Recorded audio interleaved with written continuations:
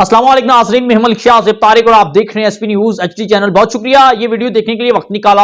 एक बहुत बड़ा इंकशाफ सामने आया कि इस्लामाबाद की एक बहुत बड़ी बैनुल-अक़वामी इस्लामी यूनिवर्सिटी के अंदर लड़कियों के साथ इज्तिमाई ज़्यादती हुई है। नाज़रीन, ये वाकया कुछ छोटा सा नहीं है, ये वाकया बहुत बड़ा वाकया है।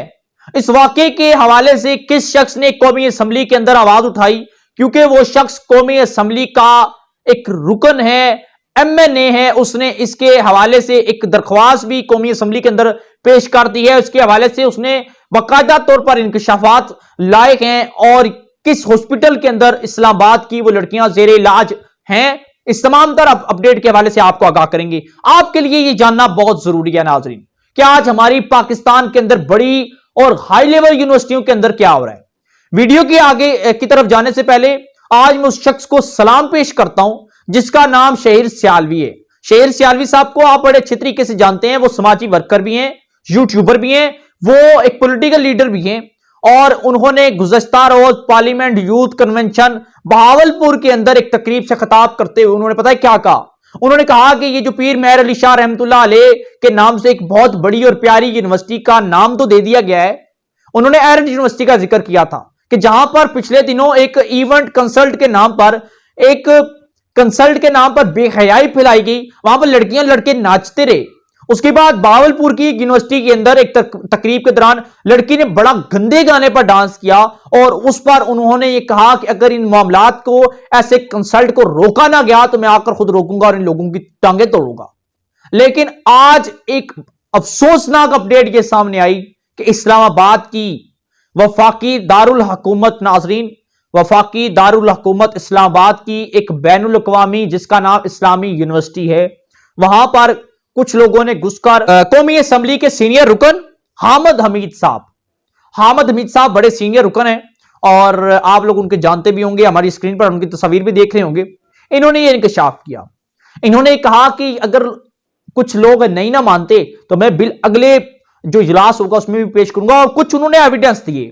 उन्होंने कहा कि इस्लामाबाद के F10 सेक्टर के अंदर एक निजी हॉस्पिटल है, वहां पर ये जो लड़कियां हैं ये जेरे इलाज हैं जिनके साथ ज्यादती हुई है और इसके हवाले से किसी ने कोई कानो कान खबर नहीं की। इसके हवाले से जो उस यूनिवर्सिटी की इंतजामिया हैं उन्होंने इस बात को लीक होने नहीं दिया कि उनकी नौकरियां जाएंगी, यूनिवर्सिटी बदनाम होगी, यूनिवर्सिटी के तुलबा जो हैं वो बदनाम होंगे। इन्होंने कौम से एक बहुत बड़ा वाकया छुपाया, क्योंकि हामिद हमीद साहब ने यह इंकशाफ किया है कि इस्लामाबाद के F सेक्टर 10 के अंदर ये निजी अस्पताल के अंदर लड़कियां जेरे इलाज हैं।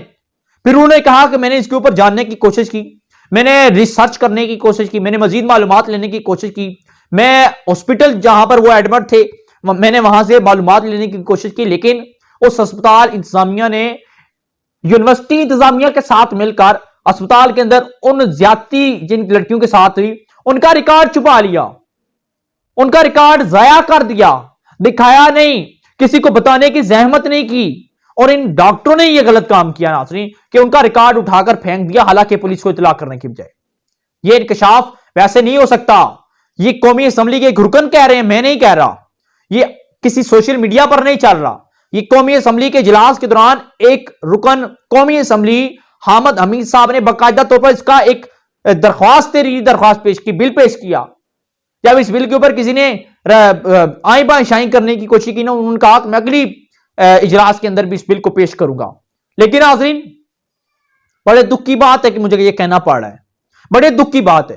तो आखिरकार इस्लामी यूनिवर्सिटी इस्लामाबाद के जो तर्जुमान हैं जिनका नाम नासिर है, आई थिंक नासिर फरीद उनका नाम है, उन्होंने इस बात को सरासर झूठ पर मबनी कर दिया और इस बात को रिजेक्ट कर दिया और कहते हैं जी कि ऐसा कुछ हुआ ही नहीं है।